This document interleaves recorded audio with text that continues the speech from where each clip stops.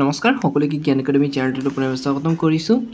বৰাক ভেলীত কেণ্ডিডেটসকলে মোক কমেণ্ট কৰিছিলে দাদা এইবাৰ এলপি ইউপি যোনটো টিচাৰ ভেকেঞ্চি হ'ব গৈ আছে তাত বৰাক ভেলীৰ কাট অফ ৰেংকটো কেনেধৰণৰ থাকিব গতিকে বৰাক ভেলীৰ কাট অফ ৰেংকটো মই কৈ দিব বিচাৰিছোঁ এইবাৰ বৰাক ভেলীটো গ্ৰীণ ডিষ্ট্ৰিক্ট হিচাপে পৰি আছে গ্ৰীণ জোন হিচাপে গতিকে ইউআৰ কেটেগৰীৰ ক্ষেত্ৰত বৰাক যোনটো ভেলী আছে বৰাক ভেলীৰ ক্ষেত্ৰত আপোনাৰ 60+ মৰা চান্স আছে ধৰি লওক 60+, 62 এনেধৰণৰ আপ মাৰিব তাতকে কম যোৱা চান্সেছ বহুত কম হাইট যদি একজেক্টলি কওঁ 59ৰ ভিতৰতো চান্স আছে কিন্তু একজেক্টলি ধৰি লওক সেভ জোন হিচাপে 62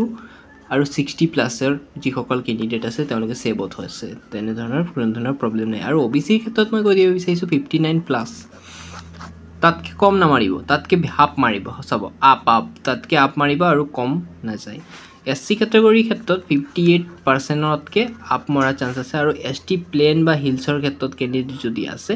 তেওঁলোকৰ ক্ষেত্ৰত 55%ৰ আপ মৰা চান্স আছে তাতকে মানে কম যোৱা চান্স কম আছে আৰু বৰাক ভেলীটো সেভ জোন হিচাপে পৰি আছে গতিকে টেনচন ল'বলগীয়া কথা নাই যিসকল কেণ্ডিডেটে বৰাক ভেলীত এপ্লাই কৰিছে টেনচন ল'বলগীয়া কথা নাই আৰু আপডেট আহিলে আপোনালোকক মই নেক্সট ভিডিঅ'ৰ জৰিয়তে জনাই দিম ঠিক আছে ইমানকৈ খাওনি মাৰিছোঁ ধন্যবাদ